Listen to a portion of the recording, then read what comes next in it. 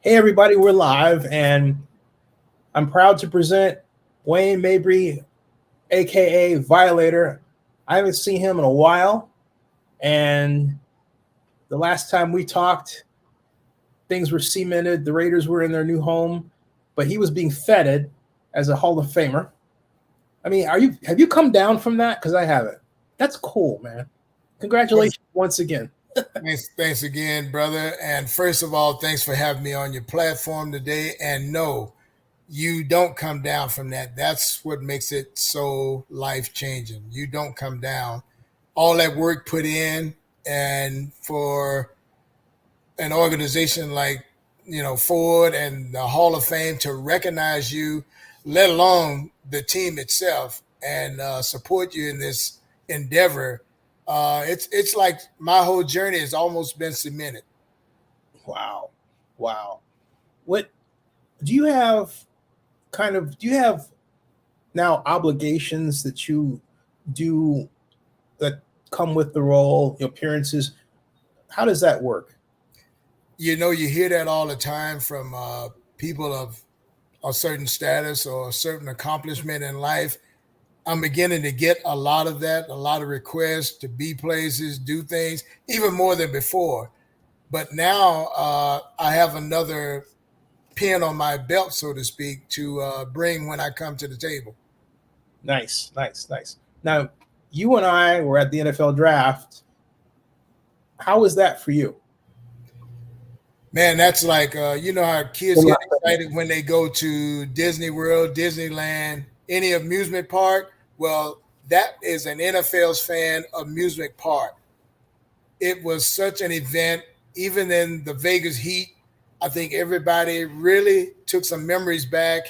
I know I had a great time. I was there actually working, if you could use that phrase. I was working. So, we had an itinerary to follow.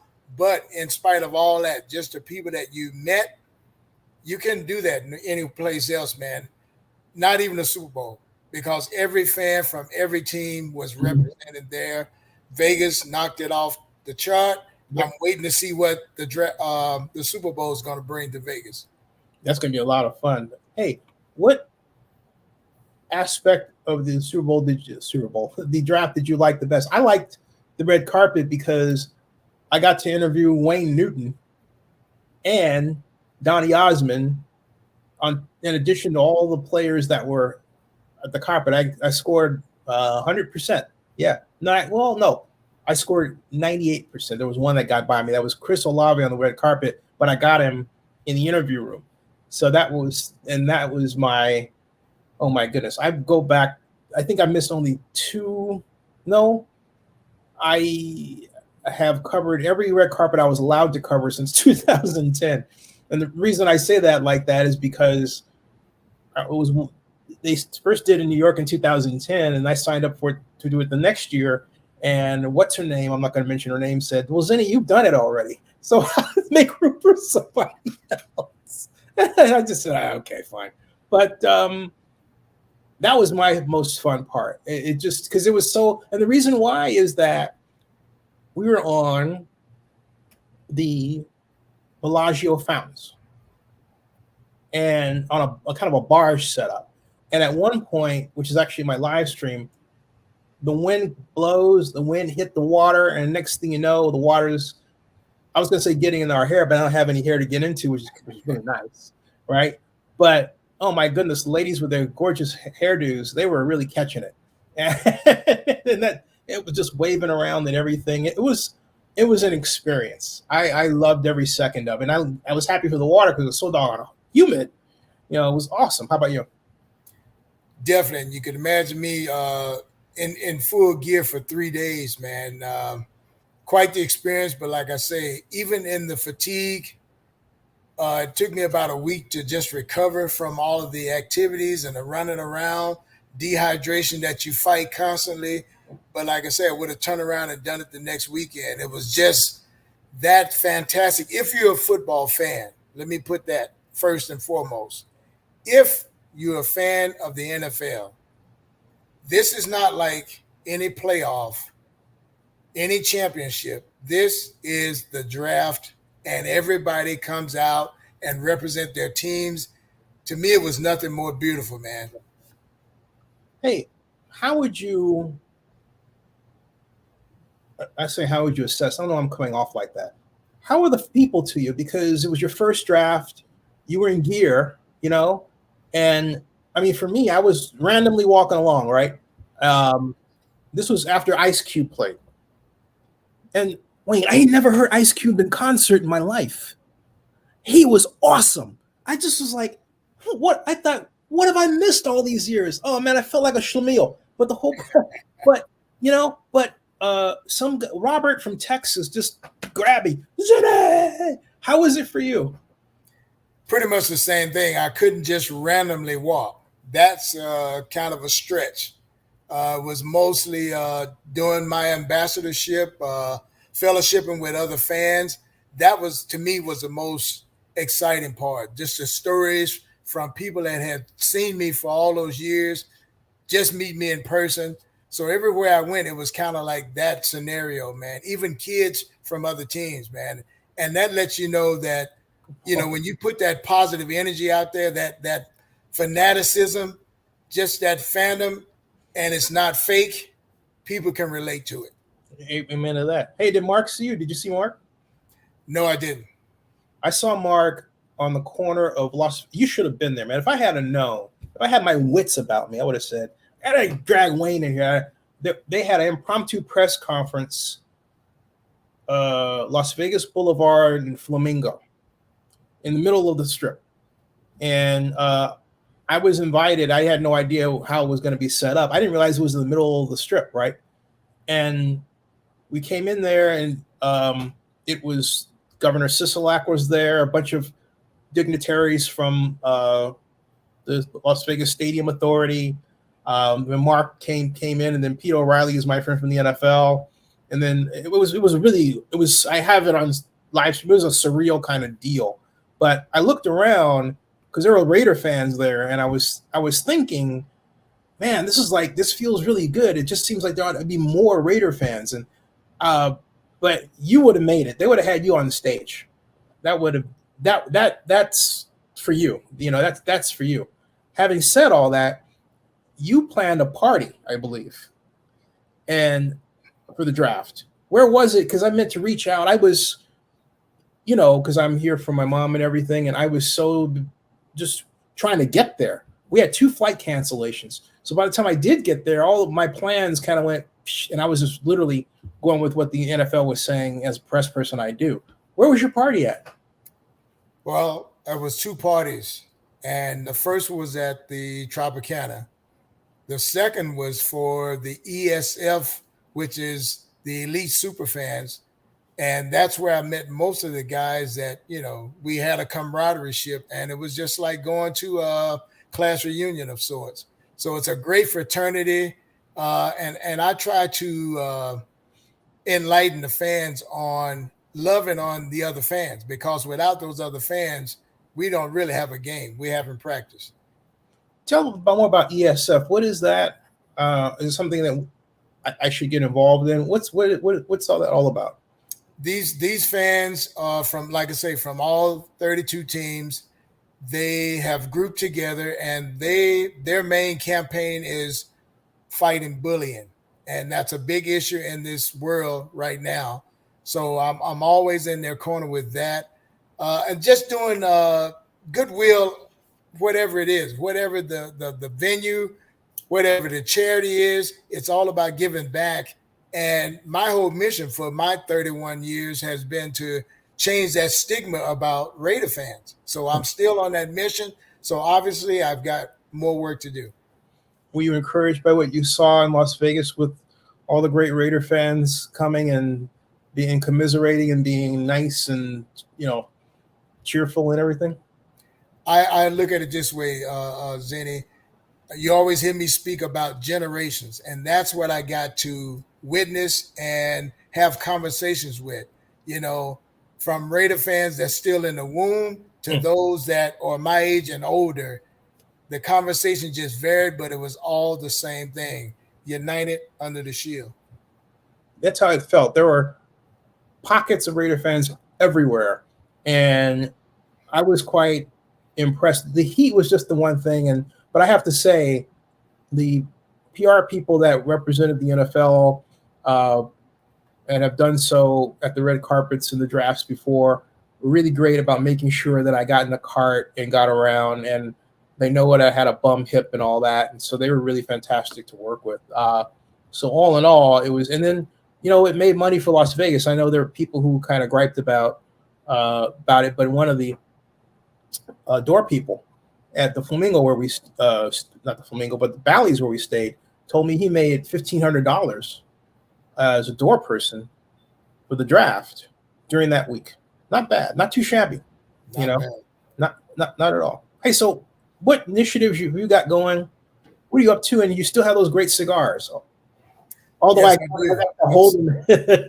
That's ongoing. I wish I had one on here on camera. But anyway, yes, my cigars are doing well. The book is doing well. My clothing line is doing well. And right now I'm a U.S. distributor for a company called PM International out of Luxembourg, Germany. And I've been on these products for a little over a year. And the Raider fans out there that have seen me, they're seeing the transformation. I'm just trimming back down, man, like I need to be for health and for other reasons. But these are some fantastic products. I'll just throw one up here. Yeah, please do. This is one of my dailies called Power Cocktail. Take that in the morning. That's a full day supply of fruits and vegetables, and it helps your digestive tract and also give you that energy to get through your day. So that and my second one here that's called Restaurant. Shameless plug, but yes. Is there a link for them or are people? There is a link for that. If you can type it into your transcript there, it's 405-077-43.fitline.com. You went much faster than my pea brain can absorb. Slower, please. The link is 405-077-43.fitline.com. Fit, LINE.com. Let's see how that looks. And let's see how this looks. How's that? Awesome, brother. Yay! Awesome products, man. You got it. You mean I did it right? You did it right, brother. That's a grand slam right there. We can end it right there, man. But yeah, like I say, I'm happy to be like an ambassador of these products. Like I say, they're made in Germany to the strictest standards. You've got Olympic and professional athletes that are using these products, and they will swear by them. So I'm also a believer, man. After using them for a year, they will change your life. And all I say is give it a try. Hey, so I got to ask you a question, being the symbol for Raider Nation. What's the state of Raider Nation right now in your candid view?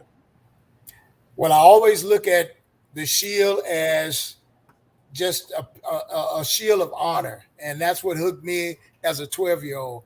Now, there's a lot of controversy or, differences of opinions in the nation, but we're no different than any other family anywhere in the world. We have our disagreements, but at the same time, at the end of the day, when it comes to representing this, let's pull it together. And I always say, let's be that beacon for Generation Next, who are the kids that are watching us right now, currently. And, yes, we're in a new stadium. We're in a different state. This is new frontier for us. But that whole transition, even for me, I wasn't with the whole thing at first, but as a fan, you have to realize where we stand, where we stake our claim is staying committed to the shield. Right. That's globally recognized. So it doesn't matter where the team lands. It may not be for our wishes or our preferences, but that is a business. It's just one of the buds of 32. That's the NFL umbrella. And as a fan, you have to sometimes sit that aside, just watch how this organization, for instance, is making this stride to come back to excellence. Mm-hmm. We are long overdue for that 4th Lombardi trophy. And, my prayers are just to be here when we get that next trophy, man. Yeah, like this year. You're talking about the Shield and the overarching meaning of it and binding together. This fellow I've known for a long, long time, who I've always loved. And behind the scenes, we talk as friends, but in the media world, he was always critical. He was pro Vegas, pro this, anti Oakland, working at the Coliseum, became a major spokesperson. And I kind of felt bad because I always liked him. All right. And because I thought, I don't roll that way. I don't like rolling that way. I don't like to have disagreements with people. So at the draft, you never guess who I saw. And, right there, boom, there he is. Okay. JT the Brick, And, I was saying, I went up, gave each other a hug, and I was saying, all that stuff's in the past, JT, but off, I'll just have to say candidly, behind the scenes, this man's been fantastic. We had a lot of great conversations over the years, but it's nice but he would never take a picture with me, right? So this is like a first. Yeah. You never give up hope, man. You just keep striving, keep moving forward with that positive light. Yeah. You can change, Zennie, the way people look at you. And I always say, don't judge a book by the cover. Mm-hmm. Mm-hmm. Because most people don't even approach me thinking that, it's that vision of what they saw in the heat of battle.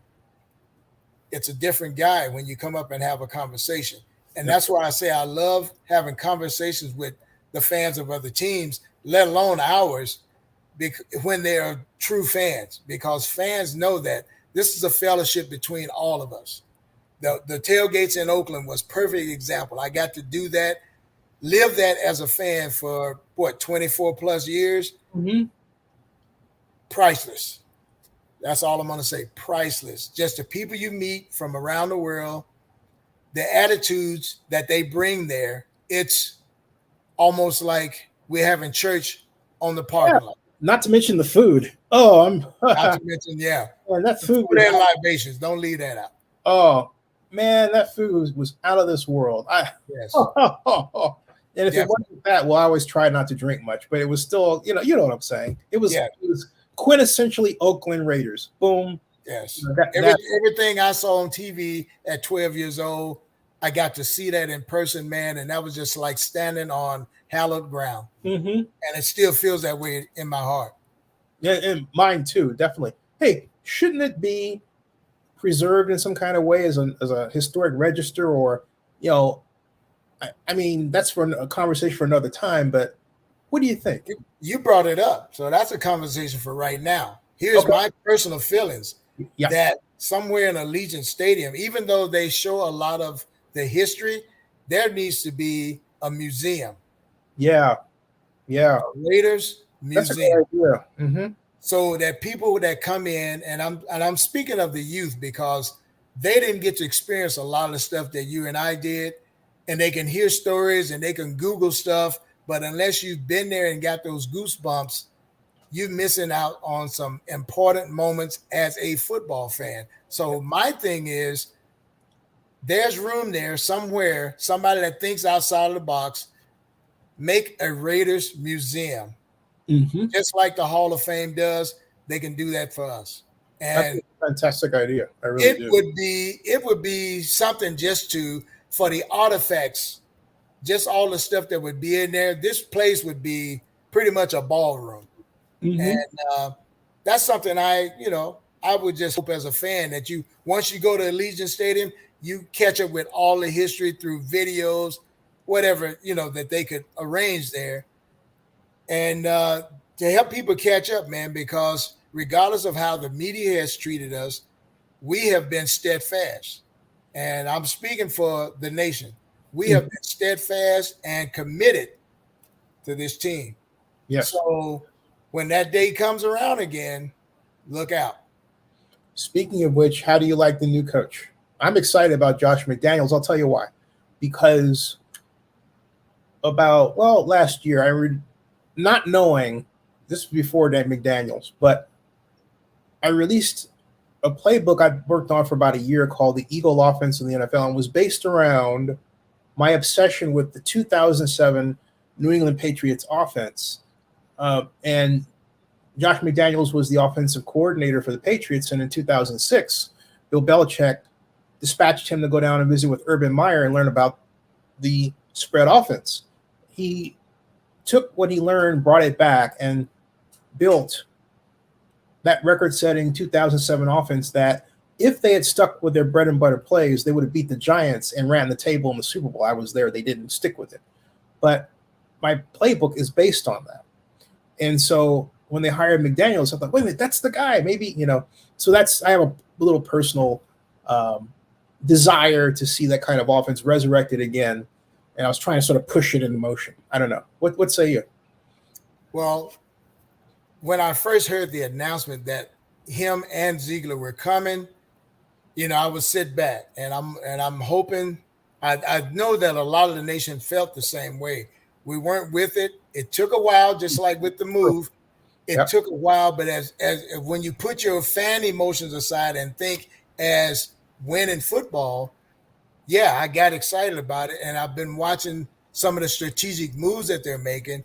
Today is June 1st, so tomorrow and on, you'll probably start to see some more moves that they're planning to make, but they're putting together what I call a bunch of dogs. The guys with that desire for the game still, paychecks aside, it's about winning. And every player you talk to, they're playing for one of these.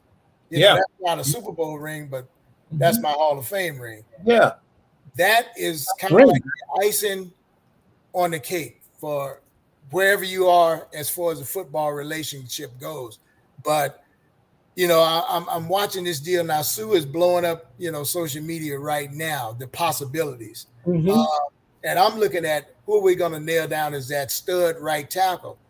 Once those two pieces are pretty much in place, Zennie, I think we're ready to take on anybody else, because it's going to be, from my understanding of their system, a multiple phase defense. The Raiders have never run that.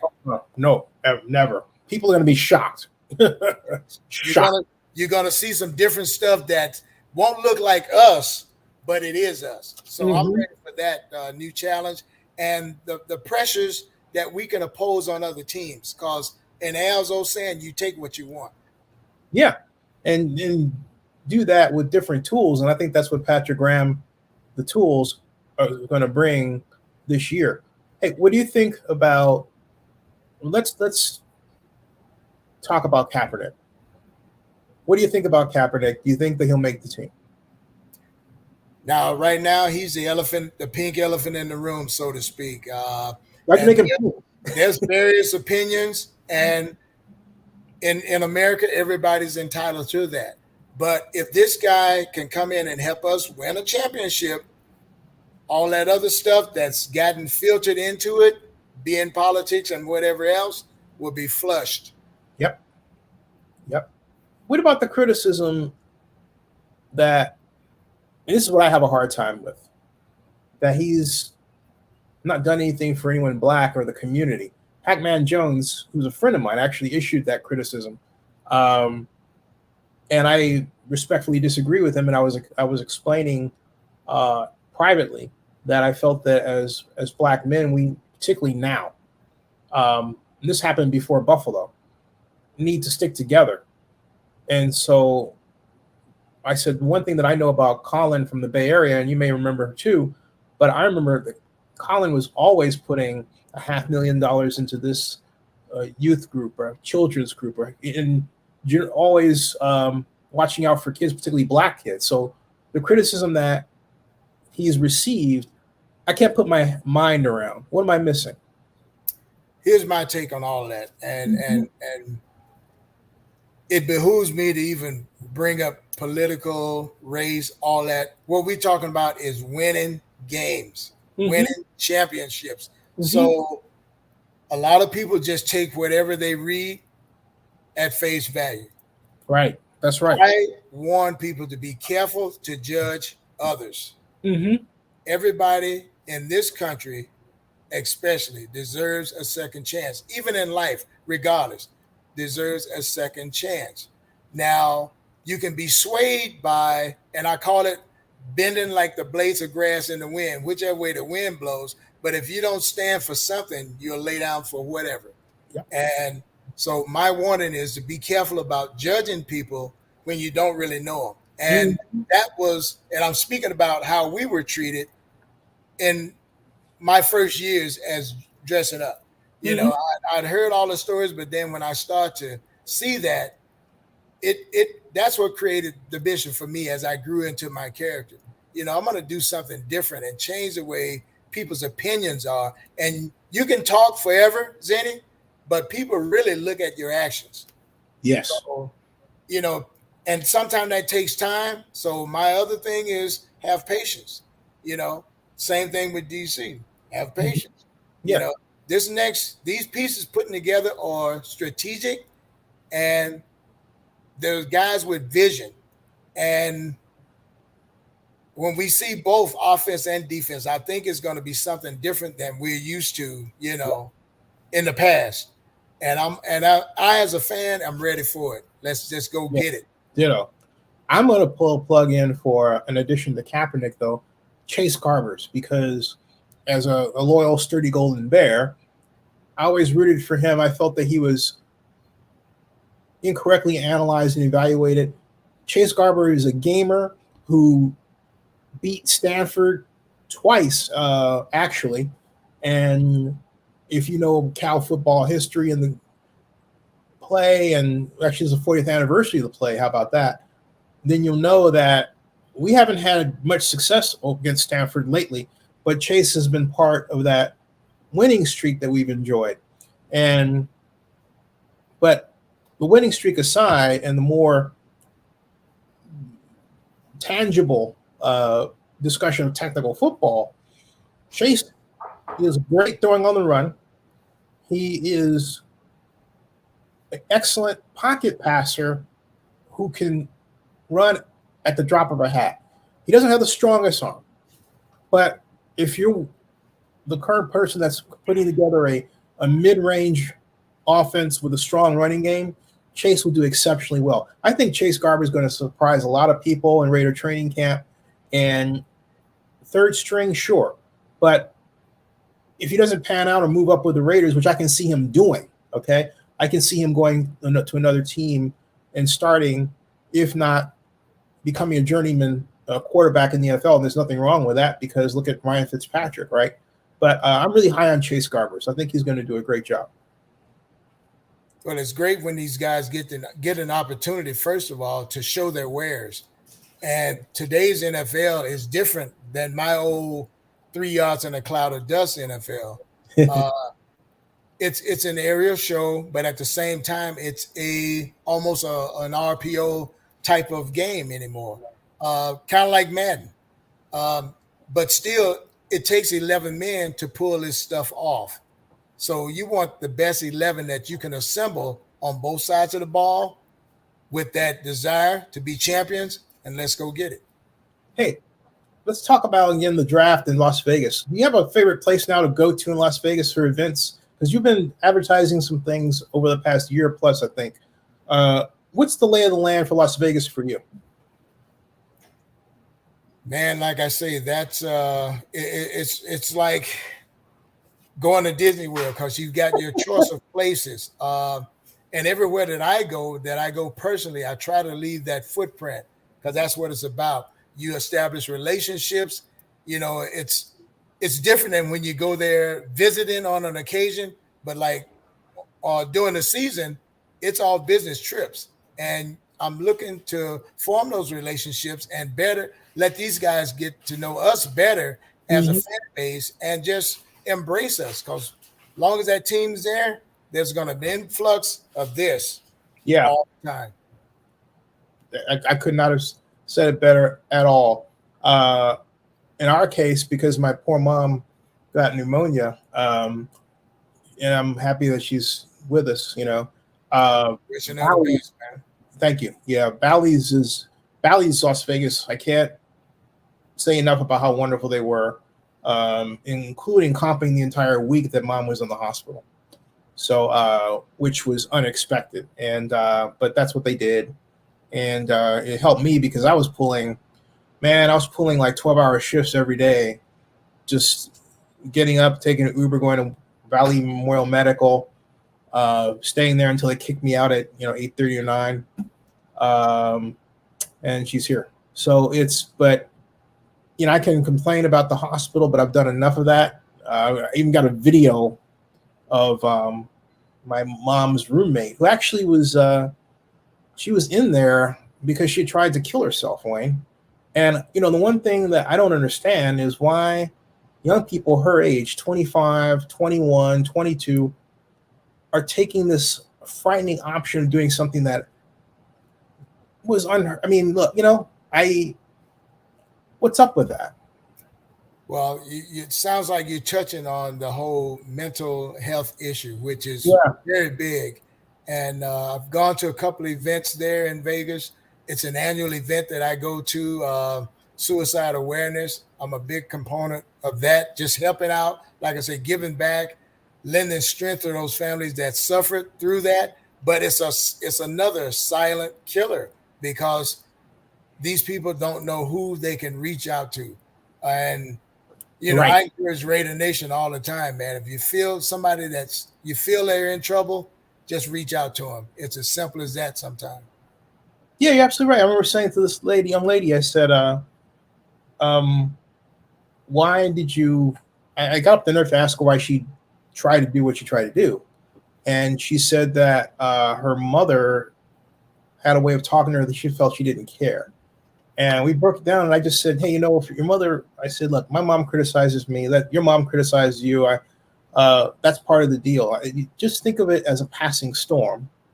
And just instead of feeling like you have to say something, don't say anything. Just, listen, kick back. It'll be done. And she actually took my advice. But I realized that, I don't know if it's the internet age or whatever, but she hadn't had that kind of exchange, right? That connection, yeah. And in my travels, I talk to youngsters all the time, and you'd be surprised what you can gather just out of a conversation. And the main thing is that they're trying to live up to sometimes unreal expectations, family pressures, or whatever. But I have this saying: just do you. If you spend your time focusing on being the best you that you can be, and sometimes that's still not enough, because a lot of this is having the coping mechanisms, support groups, and they don't know. And it could be right next door, but if you don't know about it, you don't know. And, those organizations, and they know who they are, that reach out to these people and anybody else that's suffering. That's really what it is. It's about community, and Raider Nation is that community. Couldn't have said it better myself. Hey, don't want to keep you for too very long, but hey, pump your website and your products. Tell us how to keep up with and find you, and then come on back in about a month or so, and we'll catch up. You got to appreciate it. You can find me at Violator 57 on Twitter, Instagram, at Mabry Wayne. My website is moto-sports.com. You've got all my products on that website, and my book, of course, which I'll shamelessly plug. Get you a copy of that, order it off the website, and it comes personally autographed to you. So get that. So that again. You said Moto-Sports. Did I get this right? Moto-Sports? MODO-Sports. Oh, MODO. Excuse me. Yes. Komodo Dragon. Just remember the dragon. MODO-Sports. Yes. That's another chapter that I'm going to unfold as the future goes. But it's a labor of love, Zennie. And like I say, it's, as a fan, you couldn't make this stuff up, man. It's just, like I say, I call it fan life. Just living a fan life. Well, you are an influencer and a celebrity. And in the modern age, I'm an ambassador. Yeah. All that stuff is great, but I'm still just an ambassador, man. bringing in and accepting and embracing all those blessings that's coming. Like I say, 31 years and counting, and it still feels like day one. Do you realize that you were doing what you're doing before digital media, and so digital media just came along and enhanced it? Absolutely. You know, isn't that cool? Hey, it's like having new toys to play with. So even an old dinosaur like myself can get with it. You know, old guys, you like what, 29, 30? 65, brother. What? I'll be 60 August 4th. I'll be 66 this November. So God is good. You got your kicks on Route 66. Still kicking. So I want to get some few more too before I'm out of here. What's the key for you? I mean, for me, it's I don't know if there is a key. Well, I'll tell you, my mom. I got my mom's genetics.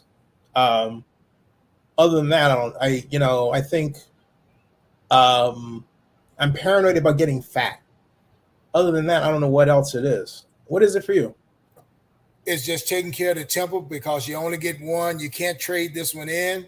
I got told that about 40 years ago by a young man that had a definite impact on my life. And I call that planting seeds. And, you got to be happy with yourself, number one. And once you reach that point where you're comfortable in your own skin, and a lot of people aren't in this day and time, and it's hard to fathom for me being an old schooler, but there's certain values that you just got to carry. So being comfortable with yourself, treat your body right. We all do our thing, even myself, but I know there's a balance at the same time. Right. So it's never too late to look at your health. Don't wait till something happens to you and then put it on your priority list. That should be number one. So your faith, family, and just loving life, man. Those to me are the simple keys. It's nothing that you need a chemistry book to dissect.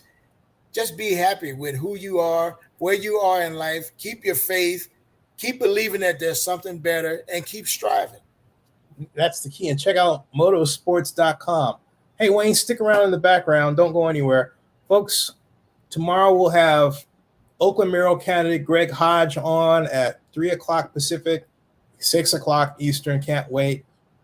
Had former Oakland mayor, my boss, Elihu Harris, on earlier today. That's already up on Zennie62 on YouTube and Oakland News Now blog.com and OaklandNewsOnline.com and Oakland Focus. And we get the idea. All right, Wayne, stick around. Folks, thanks a lot. Go Raiders. That ends this broadcast.